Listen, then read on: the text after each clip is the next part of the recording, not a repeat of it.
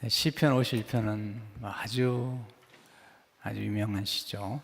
다윗이 밧세바를 범하고 우리아를 죽인 후에 본인의 죄를 은닉하고 그렇게 생활하다가 하나님이 나단을 보내서 그를 책망하실 때 그가 진실된 마음으로 회개하고 하나님께 돌아온 그런 중에 쓴 회개의 기도시이죠. 특별히 시편 가운데 시편 32편과 51편은 회개의 기도 가운데 가장 우리가 알려지고 또 감동을 주는 그런 시라고 우리가 볼 수 있겠습니다. 제목을 보시면 다윗이 밧세바와 동참한 후 선지자 나단이 그에게 왔을 때라는 제목이 그겠죠. 그것은 이제 나단의 책망을 받고 회개한 것을 볼 수가 있습니다. 그가 이제 굉장히 많은 고민을 하고 원래 하나님을 사랑했던 사람인데 그가 부득이 범죄한 다음에 하나님 앞에 너무 죄송하다가 회개를 하는 것을 보게 됩니다. 그가 죄를 범했던 때가 아주 조심스럽죠. 그가 정말 한 10여 년 동안 사울에게 추적을 받고 고통 가운데 있을 때에 그는 범죄하지 않았습니다. 그런데 그가 성공했을 때 이제 왕이 되었고 이제 모든 것을 다 이루고 평정을 하는 상황에서 그때 그에게 찾아왔던 것은 이제 그 유혹이죠. 이거 참 우리가 기억해야 되는데, 저도 이렇게 주위 분들을 가만히 보게 되면 이 고난의 때 넘어진 경우보다는 성공하고 잘 됐을 때 무너진 분들을 참 많이 봤어요. 그러니까 토마스 칼라일의 말처럼 역경을 이긴 자가 100명 가운데 99명이라면 번영을 이긴 자는 1명 정도에 불과하다. 그렇게 얘기를 하잖아요. 그러니까 이 번영을 이기고 성공을 이긴다는 것은 그걸 극복한다는 건 참 어려운 겁니다. 우리가 성공을 위해서 기도하고 번영을 위해서 기도하지만 정말 위험한 거죠. 그러니까 우리 인생의 고난이나 실패가 위험한 것보다 훨씬 더 위험한 것이 성공이라는 거죠. 성공이라는 성공을 그릇에 담을 수 있으려면 굉장히 훈련되고 그리고 성품이 잘 준비되지 않으면 그 성공이나 형통이라는 부여라는 그것을 유지하기가 어렵죠. 너무 뜨겁거든요. 웬만한 그릇은 다 깨져버려요. 그래서 그런 다 우리가 성공을 위해서 기도하지만 그 성공이나 형통의 그 그릇을 그 뜨거운 것을 담을 만한 그릇이 되려면 굉장히 사실 어렵죠. 사실 하나님이 다윗을 굉장히 연단하셔서 그로 하여금 정말 그런 축복을 견딜 만한 그릇을 만드셨지만 그래도 넘어지잖아요. 비교적 우리가 봤을 때 가장 그런 그릇을 잘 준비했던 인물은 요셉이죠. 요셉은 정말 훌륭했던 것 같아요. 또 다니엘 이런 사람들은 정말 대단한 거죠. 그 성공의 유혹이라는 게 정말 무서운 건데 그걸 이겨냈다는 것은 정말 대단한 거죠. 물론 우리가 성공을 위해 살아가는 건 아니고 또 하나님이 부르신 사명을 따라 살아가는 중에 어느 인생의 정점에 가면 인간이라는 게 성공을 경험하는 거죠. 인간은 피크와 로우가 있기 때문에. 근데 성공해가지고도 겸손할 수 있다는 건 정말 어려운 것 같아요. 내가 주위에서 봤을 때. 그래서 하나님 예수님께서 오직 하면 그런 말씀하셨어요. 부자가 천국에 들어가는 건 정말 어렵다. 낙타가 바늘기로 들어가는 것보다 어렵다. 그러니까 그건 비유로 말씀하신 거지만 그럴 만큼 어려운 거죠. 그러니까 다윗이 범죄했을 때 그가 이제 성공했을 때 범죄한 거거든요. 사람이 성공하면 위험한 게 뭐냐면 교만하게 됩니다. 교만이 뭐죠? 네, 교만이 뭐냐면 이런 거예요. 원래 하나님이 모든 걸 다스려야 되는데 이제 내가 모든 것을 다스릴 수 있다고 생각하는 거죠. 내가 뭐든지 할 수 있고 내가 말 한마디면 모든 게 이루어진다는 이런 생각을 갖게 되는 거죠. 이제 하나님의 자리에 내가 대신해 버리면 하나님이 모든 걸 통치하시는데 그 자리에 내가 대신하면 그때부터 교만해지기 시작하고, 또 하나 교만은 뭐냐면 하나님과 여러 사람이 도와줘서 이룬 일을 내가 이룬 것처럼 스스로 모든 크레딧을 주장해버리면 그건 아주 교만하는 거죠. 자, 들으세요. 하나님이 도와주시고 또 여러 사람들이 도와줘가지고 된 일을 내 혼자 하는 것처럼 의시되면 그건 하나님이 역겨워하시는 거죠. 자, 우리 교회도 오세요. 우리 교회가 이렇게 성장하고 성전을 건축하는 걸 기도하고 이런 여러 가지 일들을 아무리 생각해봐도 그것은 하나님이 하신 일이고 성도 여러분들의 헌신이죠. 근데 한두 사람이 아주 탁월해가지고 이런 일을 하고 있다고 생각한다면 그럼 정말 착각한 것이죠. 그건 오해인 것이죠. 네. 가끔 우리가 어떤 일을 이룬 분들이 빠지게 되는 가장 큰 그런 교만은 그런 거잖아요. 내가 했다는 거죠. 하나님이 좋아하지 않습니다. 다윗이 하나님의 은혜로 된 거잖아요. 그가 아버지 자녀 가운데 8번째인데, 그런데 하나님 은혜로 골리앗을 쓰러뜨리고 또 왕이 되고 또 시온성 예루살렘에 정말 하나님께서 도읍을 정확히 하셔가지고 그렇게 잘 됐단 말이죠. 그런데 거기에 그가 이제 유혹을 받아서 범죄했다는 거죠. 그러니까 어느 순간에 가니까 내가 뭐 아무 여자나 또는 아무 사람이나 내 마음대로 하면 안 되겠느냐라는 생각을 하게 된 거죠. 하나님이 그건 잘못된 거라는 거죠. 그래서 나단이 와서 책망을 하잖아요. 그때 다윗이 훌륭한 점은 그런 거죠. 그가 하나님 앞에서 회개했다는 거죠. 내가 회개하는 기도가 참 놀라워요. 하나님이 누구신가를 먼저 묵상하고 회개를 하죠. 1절을 보시면 하나님이여 주의 인자를 따라 내게 은혜를 베푸시며 주의 많은 긍휼을 따라 내 죄악을 지워주셔서. 그는 이제 회개를 하는데 먼저 하나님이 누구신가에 대해서 깊이 깨닫고 얘기를 하는 거죠. 특별히 3가지를 얘기하죠. 인자와 그리고 은혜와 그리고 긍휼을 먼저 구하죠. 우리가 하나님 앞에 나갈 때 가장 먼저 구해야 될 게 이거죠. 하나님이 누구신지를 생각하는데 인자하신 하나님, 긍휼이 많으신 하나님, 여기 이제 그리고 은혜로우신 하나님, 인자와 은혜와 긍휼인데 여기 말하는 은혜는 하나님의 그 변치 않는 사랑을 의미해요. unfailing love라고 그러는데 헤세드라는 건데요. 하나님이 변치 않는 사랑, 끝없이 우리를 끝까지 포기하지 아니하시는 그 사랑을 이렇게 하죠. 이제 그 사랑을 의지하고 하나님 앞에 나가서 먼저 기도하죠. 이게 굉장히 중요한 거죠. 우리가 하나님 앞에 나갈 때는 언제든지 하나님이 누구시고 하나님이 어떤 분이신가를 늘 묵상하고 자주 묵상해야 되겠죠. 2번째 이제 본문에 보게 되면 하나님만이 그의 죄를 용서할 수 있다고 그는 고백하고 있죠. 그러니까 그가 회개하기도 전에 하나님만이 나의 죄를 사하실 수 있습니다. 그러면 하나님께 나가서 하나님 내 죄악을 지워주셔서 내 죄악을 사해 주십시오. 1절에 보시면 하나님이여 주인 자를 따라 내게 은혜를 베푸시며 주의 많은 긍휼을 따라 내 죄악을 지워주셔서. 2절도 보시면 나의 죄악을 말갛게 씻으시며 나의 죄를 깨끗이 지하소서. 하나님만이 이제 자기 죄를 깨끗게 할 수 있다고 인정하고 고백하고 있는 거죠. 그럼 4절이 아주 중요한 얘기를 해요. 이 이야기 좀 어려운 부분이에요.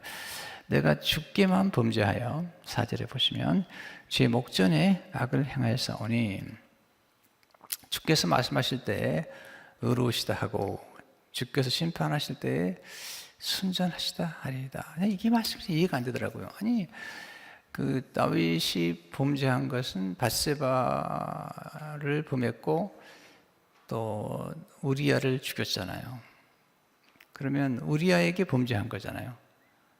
또 남의 아내에게 범죄한 거잖아요.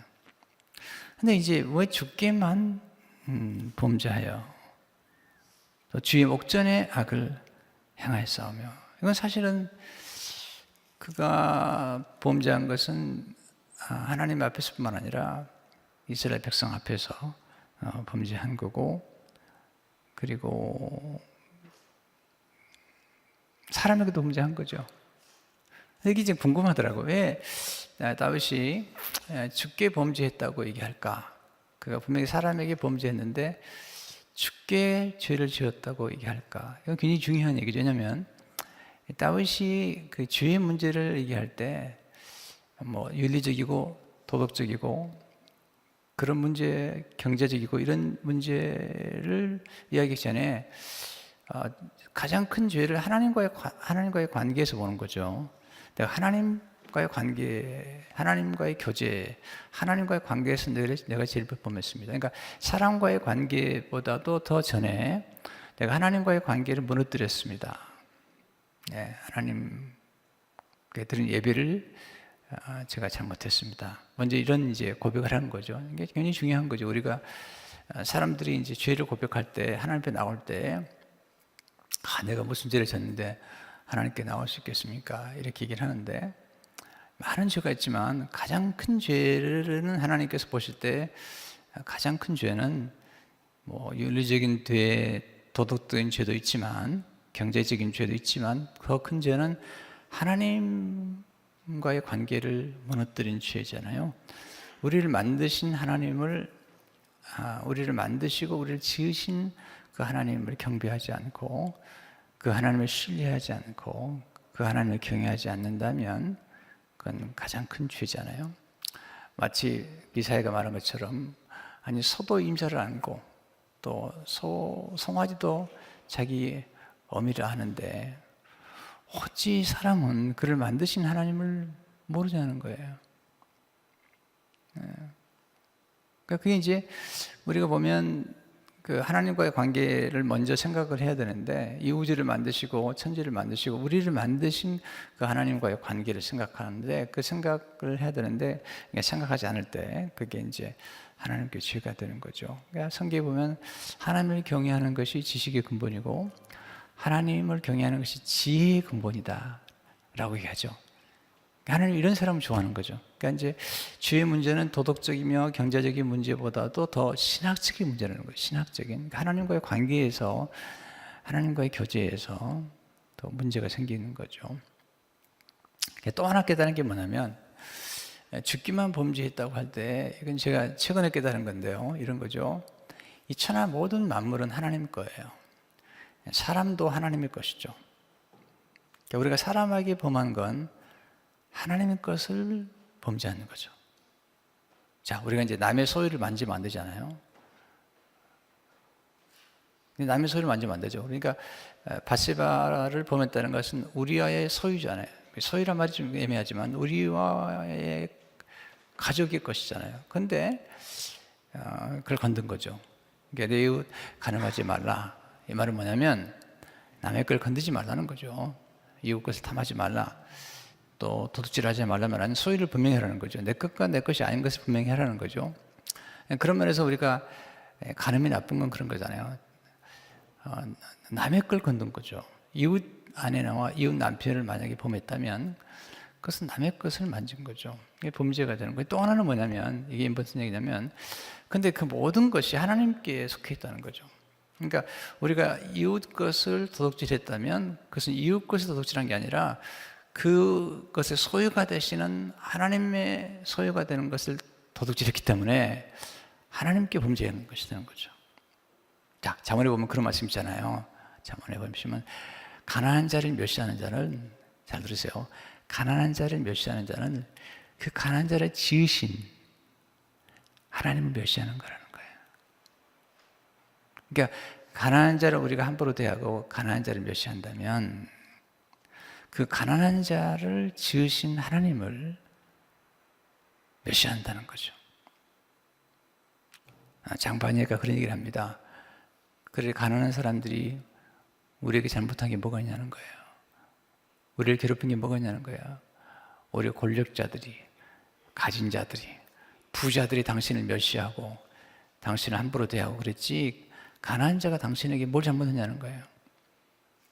근데 왜 부자들 앞에 비굴하게 이게 쩔쩔매면서 또 권력자들 앞에서 그렇게 비굴하면서 왜 가난한 자를 함부로 대하냐는 거예요. 왜 장애우들 함부로 대하냐는 거예요. 장애우들이나 가난한 자가 당신에게 잘못한 게 뭐가 있냐는 거예요.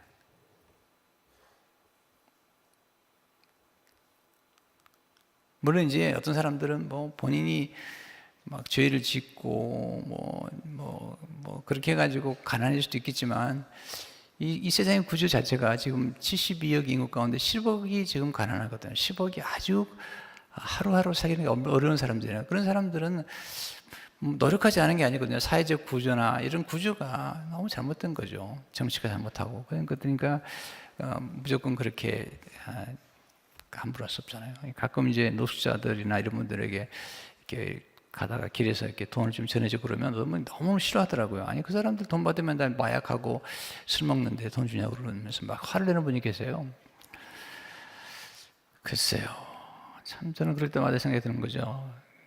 그렇게 똑똑하지 말고, 그보다 더 중요한 게 뭐냐면 궁율이잖아요. 궁율한 마음을 없어버리는 건 정말 나쁜 거잖아요. 너무 똑똑하고 너무 잘나가지고 궁율심을 잃어버렸다. 그건 좋지 않은 거죠.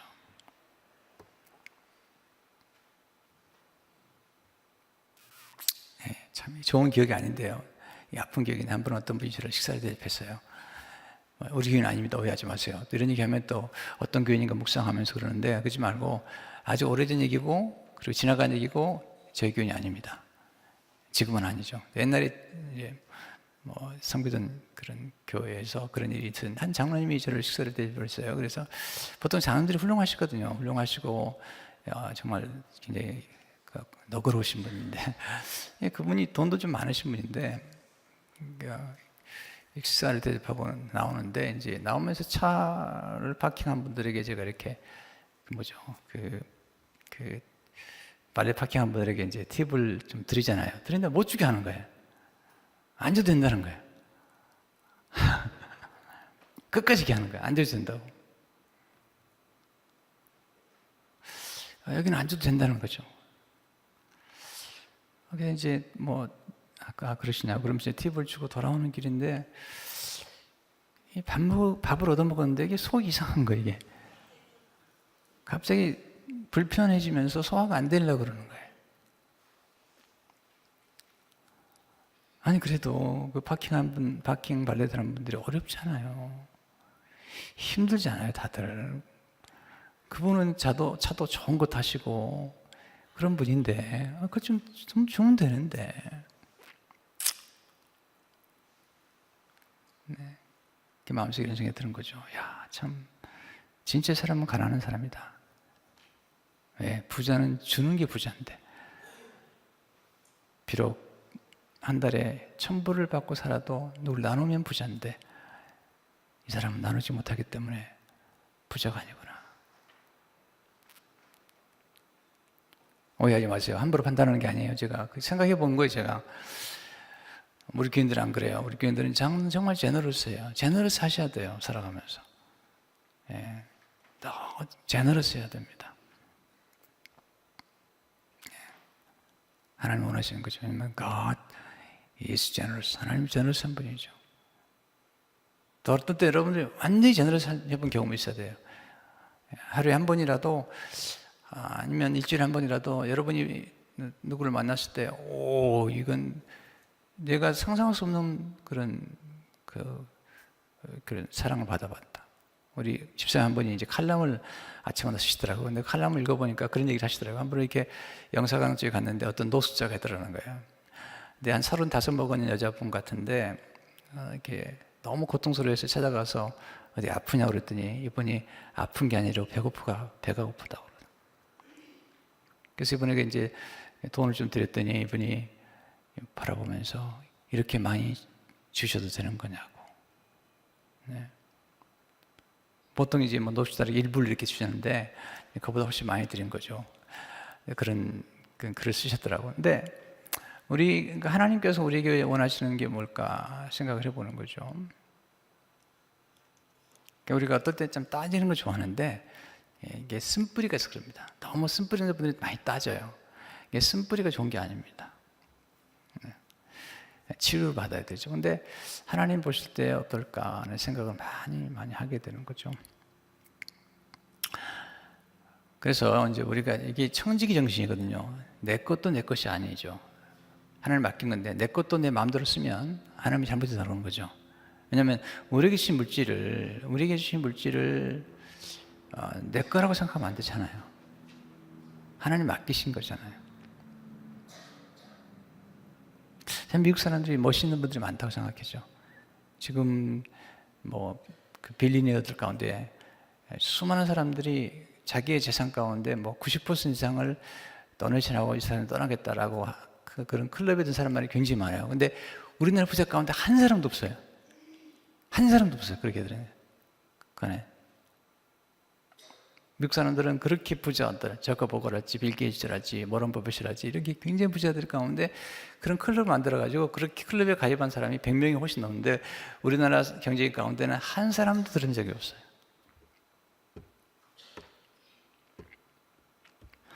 그러니까 이제 나단이 와서 얘기했던 게 그런 거잖아요. 왕이시여, 어떤 가난한 사람이 있습니다. 그 집에 양이 한 마리밖에 없는데 이 양이 그 집은 너무 귀해서 이 양은 그 집의 딸입니다. 딸.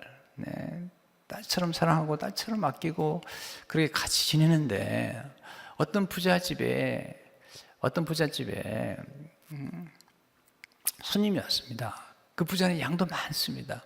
소도 많습니다. 염소도 많습니다. 그런데 그 부자가 그 딸처럼 아끼는 그 이웃집에, 가난한 집에 양을 빼앗아다가 그 손님을 대접했습니다.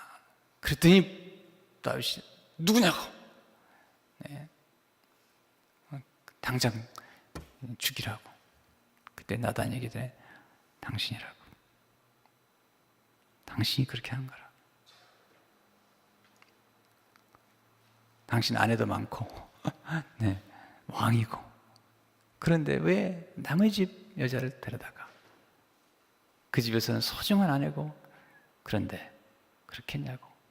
거기서 이제 다윗이 거꾸러지면서 이런 거죠. 죽기만이란 말은 뭐냐면 다 주님께 속해 있는데 하늘도 땅도 이 마땅히 모든 것도 사람도 주님께 속해 있는데 주님의 것을 범했습니다. 예. 이렇게 생각하니까요, 살아간다는 게 좀 두렵더라고요. 네. 내 것도 내 게 아니고 또 다른 사람 걸 만지면 그것도 남의 걸 만지는 건데 남의 것이 아니라 하나님 거더라고요. 우리가 어떤 사람들을 함부로 대하거나 또 이렇게 인종을 차별하거나 이런 건 참 안 좋은 거죠. 왜냐하면 하나님의 소유가 된 분들이거든요. 그렇게 말씀하잖아요. 이사야 백성이 너희는 나의 소유된 백성이다. 이 말은 뭐냐면 하나님 거라는 거예요. 자, 우리도 마찬가지잖아요. 우리가 예수 그리스도께서 우리를 사신 바 되었어요. 우리 게 아니라 하나님 거라는 거죠. 예, 그래서 우리도 우리 마음대로 살아서는 안 되는 거죠. 그리고 사람들과 관계에서도 그러는 걸 생각하는 게 중요하다는 거죠. 그래서 여러분들이 이제 이게 제가 자꾸 성품을 강조하는 이유가 뭐냐면, 이게 좀 어려운데요. 성품을 강조하는 게 어렵습니다면, 가끔 그러시잖아요. 목사님도 못 살면서 그렇게 강조하냐. 내가 그렇게 못 살아도 강조할 수밖에 없는 거 뭐냐면, 중요하니까 강조하는 거죠. 그래서 특별히 사람들과 관계에서도 항상 존중하고, 어린애 하나도 참 귀히 여기고, 네. 또 장애우들도 참 귀히 여기고, 또 환자가 되면 장애가 되잖아요. 장애를 갖게 되잖아요. 그러면 우리가 장애우들이 함부로 안 하는 것처럼 환자에게는 뭐든지 그분이 원하는 대로, 네, 그분이 바라는 대로 해줘야 되는 거죠. 요즘 제가 늘 그렇습니다. 제 아내를 이렇게 돌보면서 당신이 말하는 게 무조건 맞다고, 뭐든지 얘기하라고. 이제는 뭐든지 맞는 거니까 당신이 말하면 문 좀 닫아달라고 하면 그건 맞는 거라고 당신이. 이게 좀 힘들어. 그게 맞는 거라고. 네. 그런 거죠. 우리가 어떤 장애를 가졌다고 할 경우는 이제 그 부분에 대해서 우리가 따지는 게 아니잖아요. 장애를 가지면 어떡해요? 그러니까. 이제 제 누님도 한때 어려움을 겪었는데, 누님이 이제 어려울 때 원하신 게 그거더라고요.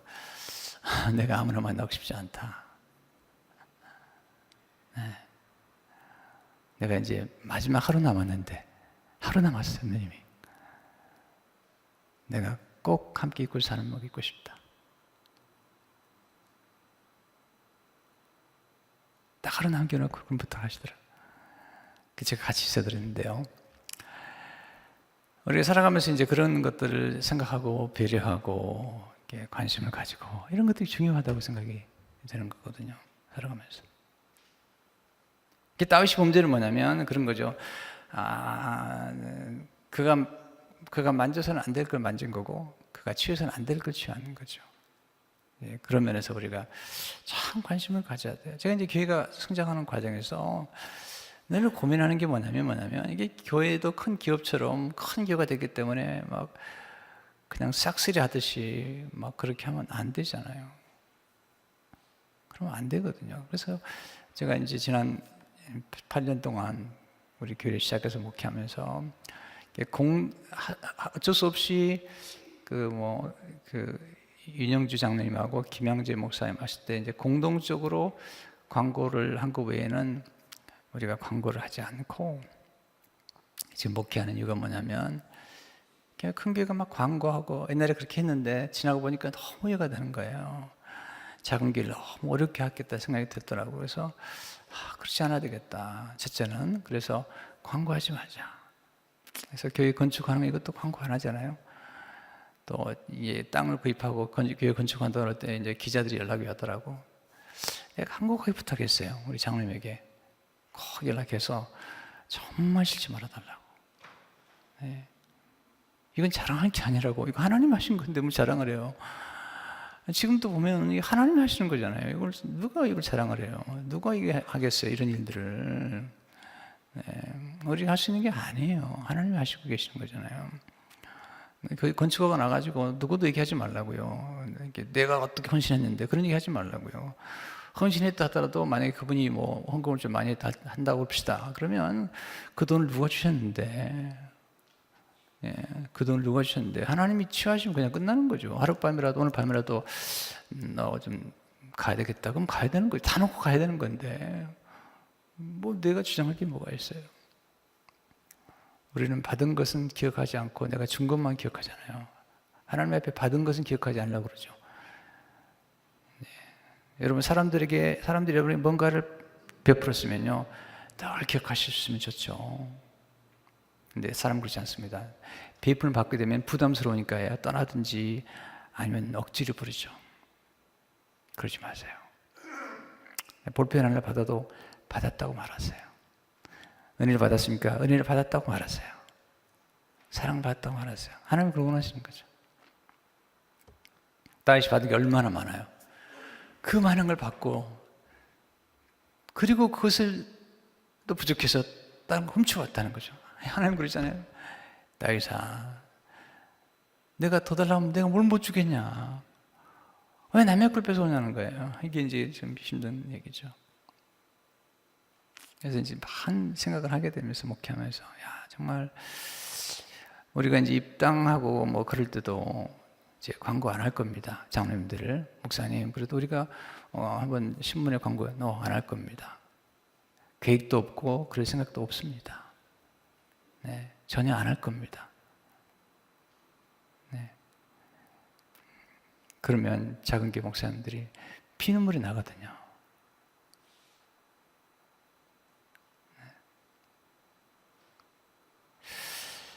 그러니까 미국은 좋은 나라죠. 모노폴리를 못하게 합니다. 모노폴리를. 그게 이제 락펠러가 했던 거죠. 락펠러가 모노폴리 했는데 지금도 모노폴리 하려고 그러잖아요.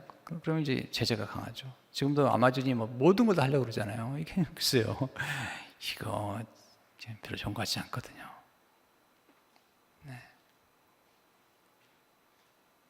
미국이라는 나라가 락펠러가 모노폴리를 해서 돈을 많이 벌었거든요. 물론 그분이 뭐 11조 많이 하고 뭐 많은 좋은 일 했지만, 그러나 또 역사들은 또 다르게 보거든요. 그분을 훌륭하게만 보는 게 아니에요. 모노폴리를 해가지고 돈 번 사람으로 볼 수도 있는 거잖아요. 그러니까 우리가 그런 면에서는 조금 더 많이 생각해 봐야 되잖아요. 요셉이 훌륭한 거죠. 그런 모든 걸 가질 수 있는 사람이지만 갖지 않고 다 나누잖아요. 다니엘도 훌륭하잖아요. 그 높은 권력서에 있으면서 그 모든 걸 다 가졌지만, 지금 우리 마찬가지. 우리가 이번에 교회를 건축해서 가면 그건 우리 땅이 아닙니다. 우리 교회가 아니라 이것은 하나님의 것이고 하나님이 공유하라고 우리에게 맡기신 것이지, 그걸 뭐 우리 크기 때문에 뭐 어떤 장로님들은 내가 지분이 있다고 그래가지고 막 그거 가지고 싸워가지고 돈 가져가더라고요. 하나님이 기뻐하지 않습니다. 절대로 기뻐하지 않습니다.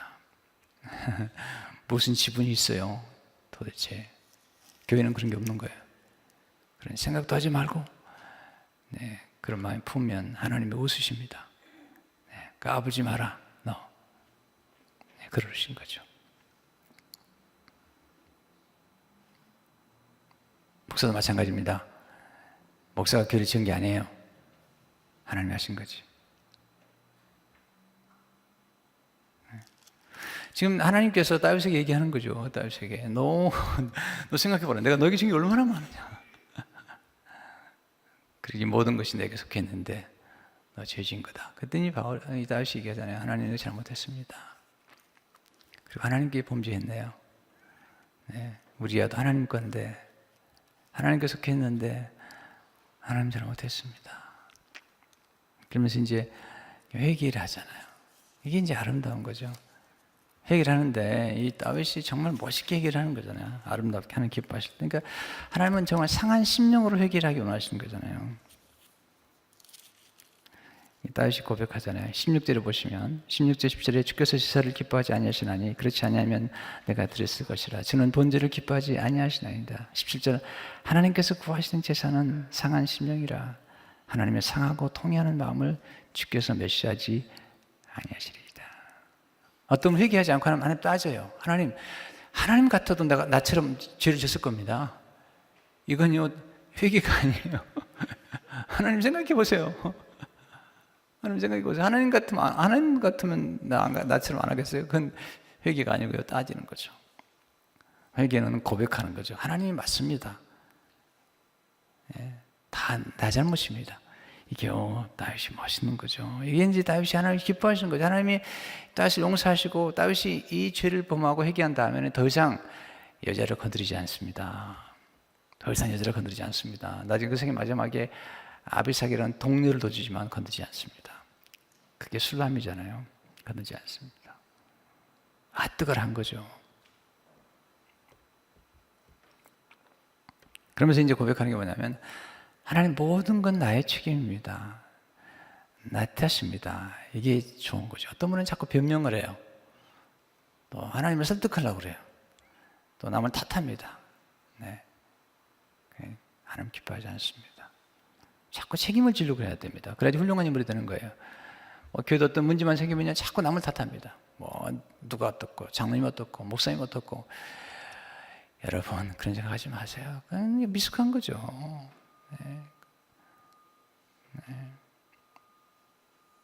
문제만 가지지 말라는 거예요. 해결책을 가져와야지. 교회도 좀 성장이 안 되면 이건 내가 기도가 부족하다고 생각해야지. 목사님들이 신방을 안 하고 뭐 안 하고. 여러분 목사님들이 일하시는 걸 아십니까? 여러분들이 보이지 않게 숨은 시간에 저도 4시면 5시면 일어나거든요. 그때부터 계속 내가 요즘은 제 아내 때문에 많이 집에 좀 있으면서 하지만 일 안 합니까? 제가 목회자 멘토링도 이번에도 산호스에서 여러분 7분 만나서 섬겨드리고 계속 하는 거죠. 중부도 세미나 또 준비해서 보내드리고 목장문 하고 주일 설교 준비하고.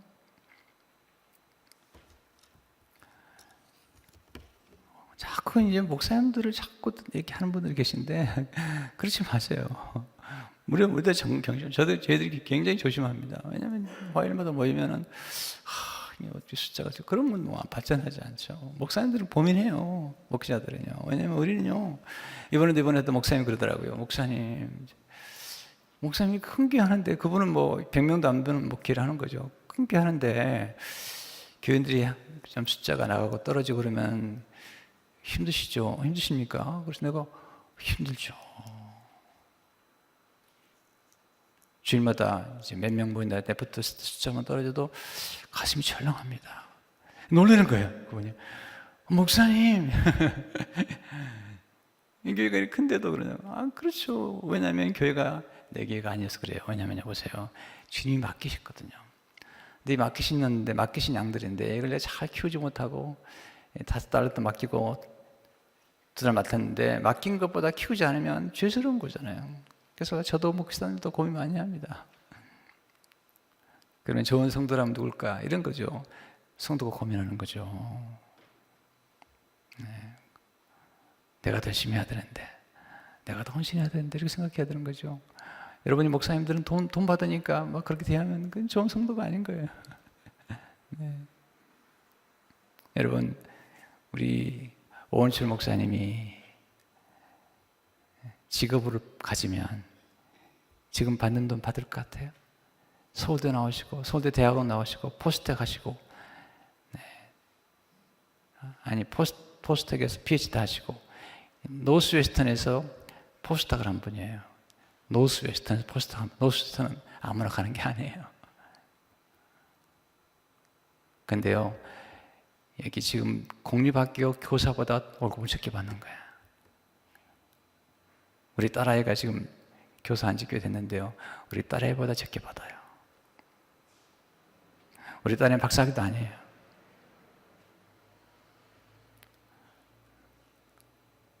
우리 이명 목사님도 마찬가지예요. 조지 워싱턴 나왔죠. 네, 플루에서 그분이요 엔지니어로 돈 잘 벌던 분이에요. 다 내려놓고 지금 플루에서 박사 한 분인데요. 그 당시에 리더십으로는 1호 박사거든요. 세상에 나가서 일하면 아니 지금 돈 많이 드린다고 생각하지 말라고요. 여러분들이. 미안합니다. 갑자기 흥분해가지고 얘기했는데 너무 그렇게 생각하지 말고 우리 모두가 책임을 느끼자고요. 더 많이 전도해야지. 더 돌봐야지. 장로님들이 돌보셔야죠. 장로님들이 목양하셔야죠. 그렇게 하는 거잖아요. 우리는 우리들의 책임을 느끼고 정말 주일마다 조금만 들어도 가슴이 철렁하는데 진짜예요. 5번 설교하고 와서 그 다음 주일날 숫자가 조금 줄었다 그러면요 한 주간 내내 고민이 되는 거죠. 조금만 늘어도 너무 기분이 좋고 왜? 내 기회가 아니기 때문에 주님의 거니까 그런 거예요. 주님의 거니까.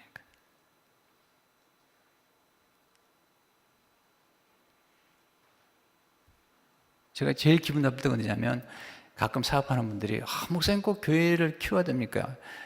이런 얘기 들 때 정말 기분 나빠요. 내가 이러고 얘기하고 싶어요. 당신은 사업은 망하게 하면 좋겠냐고. 당신 사업은 쪼그라들어가지고 100명 직원이 있다가 2명 되면 좋겠냐고. 목사님 교회는 꼭 가야 됩니까? 큰 소리 치는 사람들 앞에 보면 가끔 그런 생각이 드는 거죠. 그러면 당신 사업은 망하겠냐고. 그러니까 꼭 성도들이 성통해야 되냐고. 물론 형통해야 되는 건 아니지만 그러면 내가 질문하고 싶은 거죠. 당신 아들은 망하면 좋겠냐고.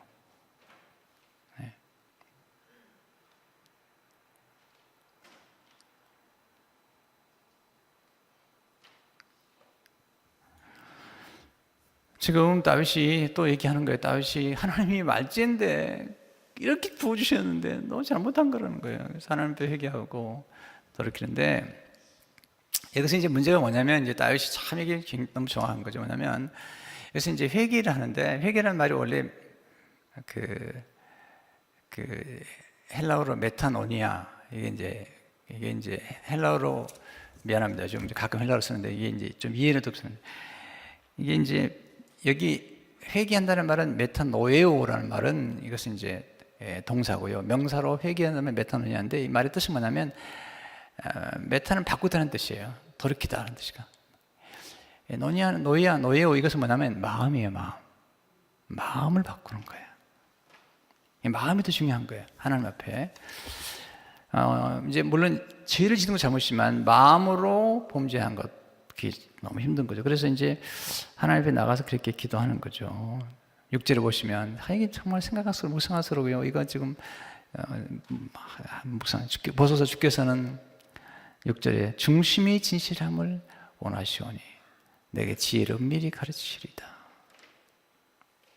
10절에 보시면 하나님이여 내 속에 정한 마음을 창조하시고 10절에 보시면 하나님이여 내 마음에 정한 마음을 창조하시고 내 안에 정직한 영을 새롭게 하소서. Create in me a pure heart, O God. Renew a steadfast spirit within me. 정말 놀라운 거죠. 그럼 11절에 보시면 나를 주 앞에서 쫓아내지 마시며 주의 성령을 내게서 거두지 마소서. 12절에 보시면 주 구원의 즐거움을 내게 회복시켜 주시고 자원한 심령을 주사 나를 붙드셔서 하나님 회개하고 돌이키는 것을 보게 되죠.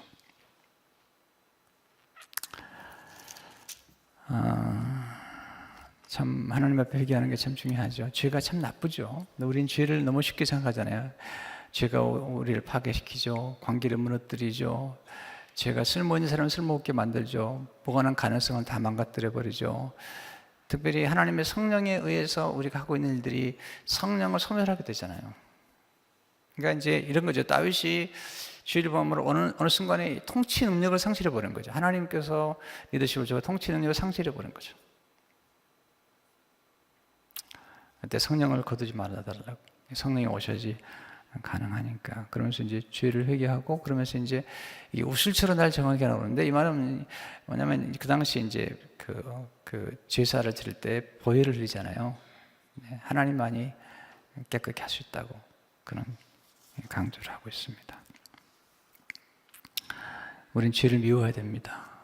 보세요. 죄가 우리를 다스리면 우리는 노예가 되는 겁니다. 그런데 하나님이 우리를 다스리게 되면 우리가 자유로워지죠. 우리는 다 보면 노예가 되어 있어요. 죄의 노예가 되어 있고 아집의 노예가 되어 있고 고집스럽고 생각하는 게 다 많잖아요. 근데 성령이 오셔서 우리가 회개를 하게 되면 놀라운 변화가 나타나잖아요. 여러분 잊지 마세요. 우리가 뭔가 환경적으로 어려게 되면 자꾸 남 탓하지 마시고 내가 잘못한 게 뭔지. 네. 제가 이전에 성비던 교회를 떠나면서 제가 회개를 많이 했습니다.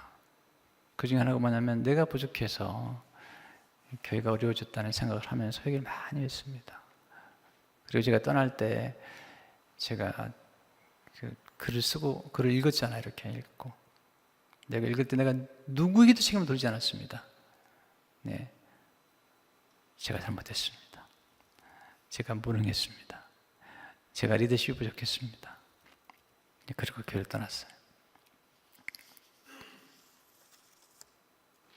지금도 마찬가지예요. 제가 목회하면서 교회 잘된 건 여러분이 여러분에게 제가 영광을 돌리지만 하나님께 영광을 돌리지만 어렵거나 부족한 것에 대해서는 제가 누구에게도 책임을 묻지 않습니다.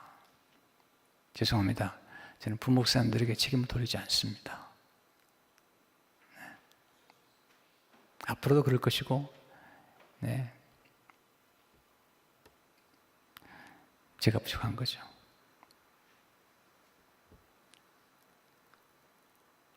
여기서 하나님께서 이제 다윗을 축복하셔서 그를 회복시켜 주시잖아요.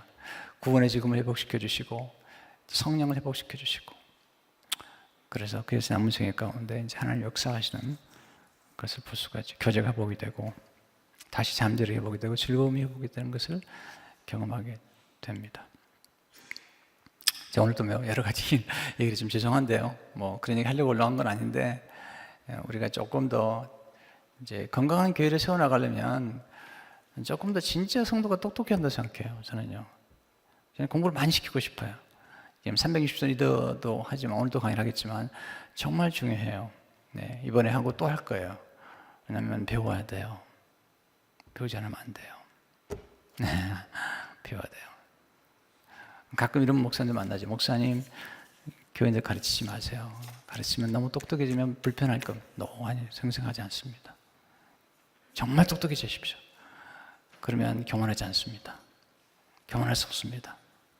하나님 앞에서 그럴 수 없습니다. 하나님은 정말 두려워하게 됩니다. 경외하게 됩니다. 정말 하나님을 알고 정말 섬기는 사람들은 겸손할 수밖에 없습니다. 네. 네, 그런 점들을 우리가 기억할 필요가 있을 것입니다. 오늘 하나님 앞에서 우리가 지은 죄가 있다면 회개하고요. 다윗처럼 좀 그러면 좋겠습니다. 제가 잘못했습니다. 교회가 어려워집니까? 제 책임입니다.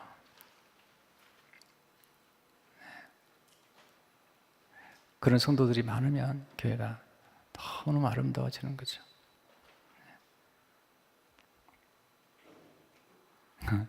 내가 한번 얘기한 적 있잖아요. 어떤 목사님이 그러면 안 되는데 어떤 모임에 가가지고 술을 마셨나 봐요. 근데 그걸 이제 누가 보고 와가지고 막 소문내기 시작한 거죠. 한 장로님들 다 추청을 하더래요. 그러면서 이제 사이다 조금만 잔에다가 이렇게 사이다 같은 걸 부어놓으시거나 그러시더래요. 다 마시라고. 한 번씩 마시자고. 뭣도 모르고 마신 거죠. 마시고 보니까 술인 거예요. 장로님도 마신 거예요. 딴 얘기하지 마세요. 목사님 얘기하지 마세요. 야, 그 훌륭한 장로님이시더라고요. 네. 물론 목사님 그렇게 하면 안 되지만 그 장로님 훌륭하시다. 야, 참 훌륭하시다. 이런 생각이 들더라고요. 그래서 교회도 그런 장로님이 이렇게 여러 분 나오셔야 돼요.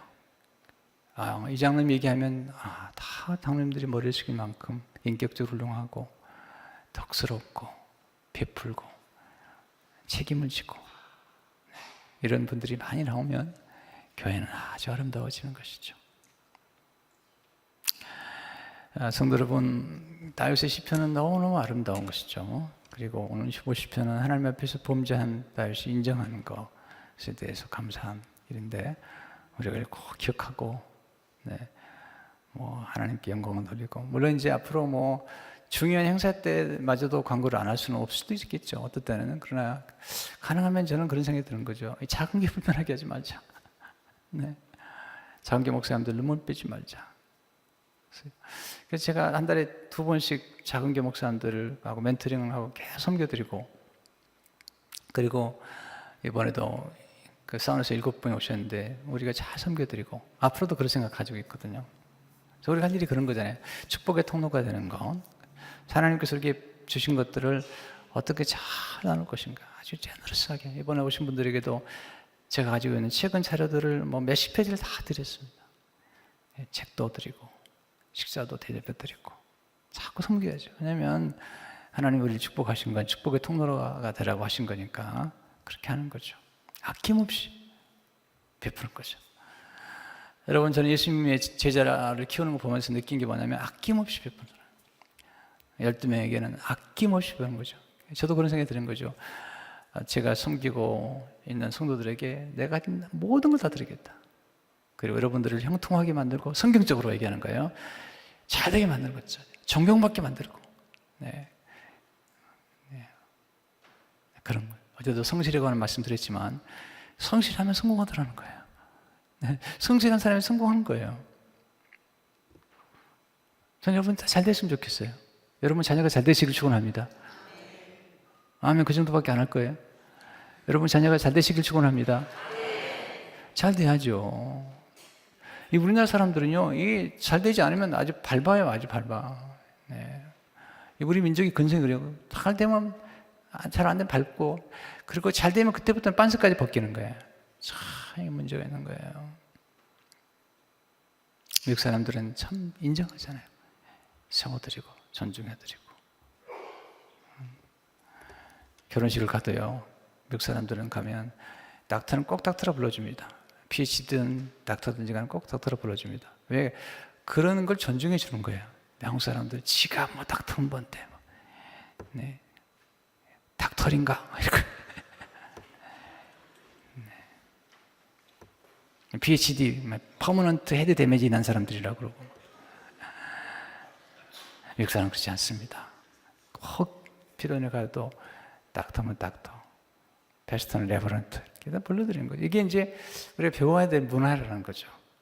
왜 우리는 미국에서 와서 한국에서 가진 문화를 가지고 살아가는지 모르겠다는 거예요. 네. 성도 여러분, 우리가 좀 진짜 아름다운 교회 세우면 좋겠습니다. 할렐루야. 그리고 좀 품격 있는 그리스도인이 되면 좋겠다. 이런 생각이 드는 거죠. 왜냐하면 우리는 왕의 자녀이기 때문에, 왕의 아들이요, 왕의 딸들이기 때문에 그런 거죠. 품격 있는 자녀들. 그래서 목회자들은 여러분을 잘 섬기고, 또 성도는 목회자들을 또 귀 여기고 아껴드리고, 네. 또 미안하게 생각하고. 저는 우리 부목사님들에게 너무 미안하게 생각해요. 우리 목사님 볼 때마다 미안해요. 네. 우리 목사님은요, 본인은 담임 목사가 안 되기로 작정하는 사람이라는 거예요. 네. 이 목사는 마찬가지. 이야, 제가 이번에 어떤 목사님이 연락했더라고요. 부목사님들이 자꾸 이제 왔다가 떠난다는 거예요. 그러면서 어떤 부목사가 좋으냐고 뭐 그런 얘기를 써서 보냈거든요. 우리 교회는 본인은 담임 목사가 될 부르심이 정말 없다고 확신하는 그런 부목사님들이 계시다고. 그랬더니 답신이 왔어요. 하하하 웃으면서 답신이 왔어요. 이렇게 카톡에 써 있는데 하하 내가 보니까 웃었어요. 하하하 이렇게 써 있어요. 그런 부목사님이 있냐고. 그래서 보냈습니다. 진짜라고. 우리 오 목사님은 서울대 나오신 분이고 이렇게 쭉 얘기하고 이런 분들이 저랑 같이 동역하는데 오랫동안 동역하고 있다고. 오랫동안 동역하고 있다고. 근데 우리 한국교회는 다 담임 목사 되려고 그러지. 이렇게 공동 목회를 하면서 하나님의 뜻을 이루어가는 이런 건 참 어려운 거잖아요. 생각해보면 너무 감사하고 너무 고맙고 이렇게 뵐 때마다 미안하고 그렇죠. 미안해요. 네. 아까도 제가 화장실 가니까 가방을 들어다 놓으신 것 같아요. 네. 목사님 미안해요. 그러면 안 되는데 내가. 네. 성도 여러분, 우리가 하나님 앞에 나가면서 서로 섬기고 서로 사랑하고 그리고 아름다운 교회 나가고 그리고 정말 이 시대가 필요한 정말 갑질하는 교회가 아니라 정말 섬기는 교회가 되면 좋겠다 이런 생각이 됩니다. 기도하겠습니다.